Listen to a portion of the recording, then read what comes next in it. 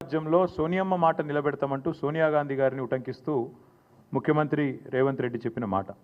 సరే, ఇక్కడ ఈ స్థాయి నాయకులు చెప్తే నమ్ముతలేరేమో అని చెప్పి వరంగల్లో రైతు డిక్లరేషన్ అనే ఒక భారీ బహిరంగ సభ పెట్టి వేలాదిగా రైతులను అక్కడ తీసుకొచ్చి రాష్ట్ర వ్యాప్తంగా అక్కడ కూడా ఢిల్లీ నుంచి వచ్చిన రాహుల్ గాంధీ గారితో కూడా ఇదే మాట చెప్పించారు. దయచేసి అది కూడా ఒకసారి రాహుల్ గాంధీ గారి బయట కూడా మీరు వినాలి.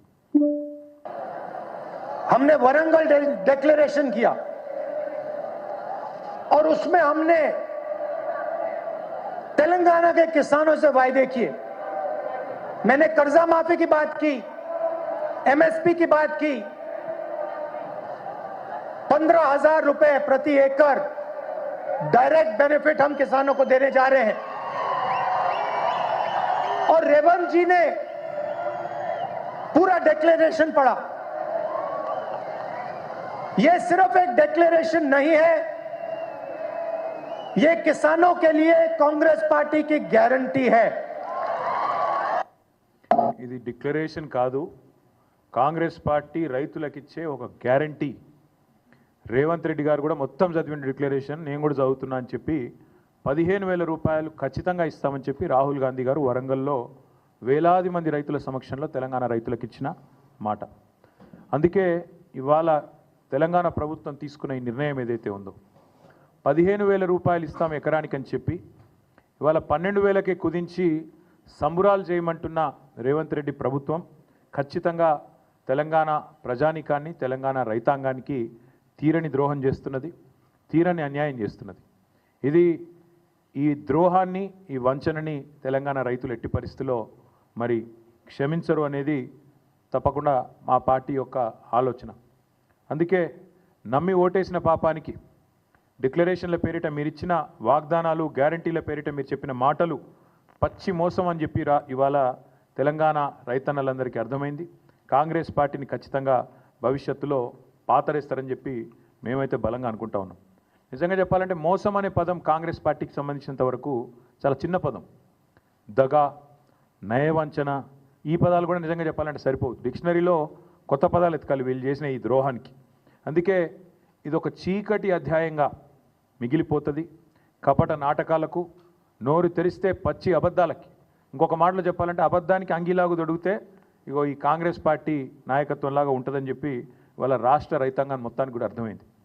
కేసీఆర్ గారి పరిపాలనలో 10 ఏళ్లలో ఆనాడు రుణమాఫీకి అదేవిధంగా రైతు బంధు పథకానికి రెండింటికి మాత్రమే నేను చెప్పేది, మిగతాయి చెప్పని కూడా చెప్పట్లేదు.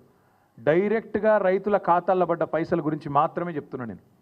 రైతు బంధు రూపంలో 73,000 కోట్లు, 27,500 కోట్ల రూపాయలు మీకు రుణమాఫీ రూపంలో. ఈ 2 పథకాలు మాత్రమే 1,00,000 కోట్ల రూపాయలు ఇవాళ రైతుల ఖాతాల్లో వేసిన ఘనత కేసీఆర్ ప్రభుత్వంది.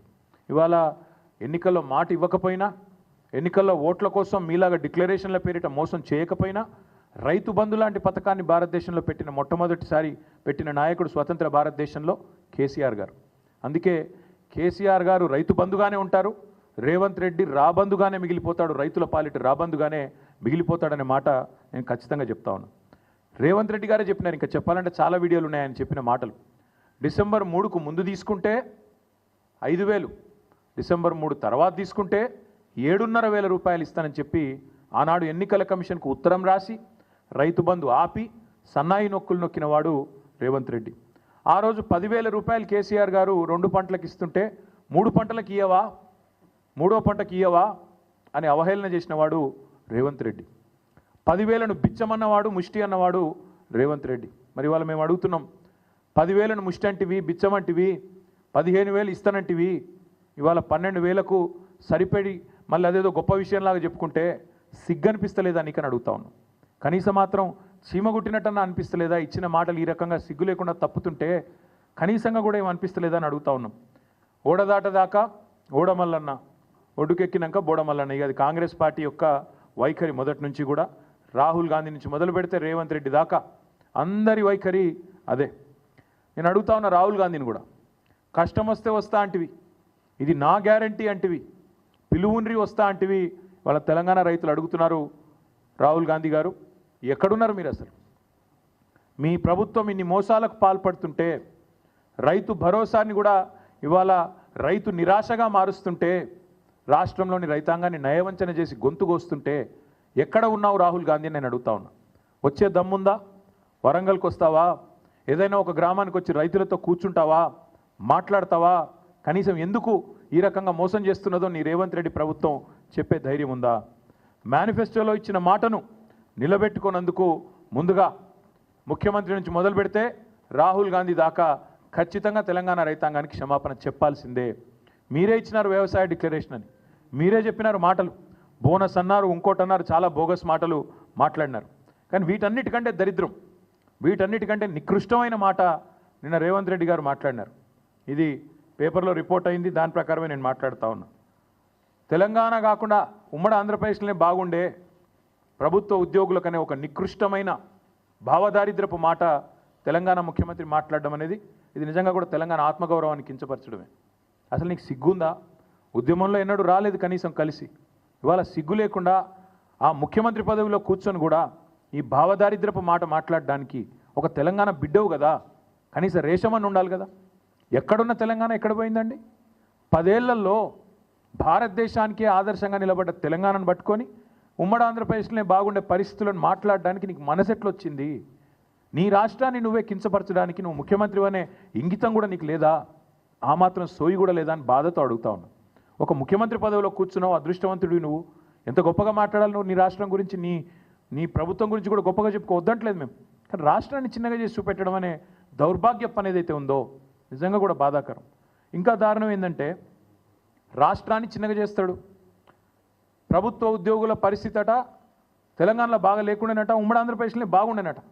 ఎందుకు 73% జీతం పెంచినందుకు బాగా లేకుండేనా? లేకపోతే భారతదేశంలోనే హైయెస్ట్ పే స్కేల్ కేంద్ర ప్రభుత్వ ఉద్యోగుల కంటే కూడా అత్యధికంగా జీతాలు ఇచ్చినందుకు బాగా లేకుండేనా? అత్యధికంగా పెన్షన్లు ఇచ్చినందుకు బాగా లేకుండేనా? లేదా ఇదే ప్రభుత్వ ఉద్యోగులు మన రాష్ట్రాన్ని అగ్రభాగాన భారతదేశంలో నిలబెట్టినందుకు బాగా లేకుండేనా? ప్రపంచంలోనే అతిపెద్ద లిఫ్ట్ ఇరిగేషన్ ప్రాజెక్టు కట్టింది ఇదే ప్రభుత్వ ఉద్యోగులు కాదా? ఇదే ప్రభుత్వంలోని ఇరిగేషన్ డిపార్ట్మెంట్ కాదా? రాష్ట్రాన్ని భారతదేశంలోనే తలసరి ఆదాయంలో నిలబెట్టింది అగ్రభాగాన ఇదే ప్రభుత్వ ఉద్యోగులు, ఇదే ప్రజలు కాదా? రాష్ట్రాన్ని వ్యవసాయంలో ఇబ్బడి ముబ్బడిగా ఉత్పత్తులు వచ్చినాయంటే ఒకవైపు వ్యవసాయ శాఖ అధికారులు, తెలంగాణ రైతులు అందరూ కలిసి కష్టపడితేనే కదా ఫలితాలు వచ్చినాయి. మరి అట్లాంటిది తెలంగాణలో ప్రభుత్వ ఉద్యోగుల పరిస్థితి బాగాలేదు, ఉమ్మడి ఆంధ్రప్రదేశ్లోనే బాగుండే అనే నికృష్టపు మాట ముఖ్యమంత్రి నోట రావచ్చునా? ఇవన్నీ కాకుండా పచ్చి అబద్ధాలు చెప్పడమే వీళ్ళు అలవాటుగా మార్చుకున్నారు. ఎందుకు ఇస్తలేవా రేవంత్ రెడ్డి పెన్షన్లు అంటే పచ్చి అబద్ధం. ఎందుకు ఇస్తలేవా రేవంత్ రెడ్డి 100 రోజుల్లో 6 గ్యారంటీలు అంటే ఆర్థిక పరిస్థితి లేదు, దివాలా తీసినది, నాశనం అయిపోయింది, అప్పుల పాలైపోయింది అని దివాలా కోరు మాటలు మాట్లాడుతున్నాడు ముఖ్యమంత్రి. నేను ఇదే ముఖ్యమంత్రి, ఇదే కాంగ్రెస్ పార్టీ నాయకులు ఎన్నికలకు ముందు మీరు అడిగినారు రిపోర్టర్లు, నిలదీసినారు మీరు. I applaud you, I congratulate you. ప్రపంచంలో ఏ మూల ఏ క్షణం ఏం జరుగుతుందో వేగంగా తెలుసుకోవడానికి తొలి వెలుగు వాట్సాప్ ఛానల్ని ఫాలో చేయండి.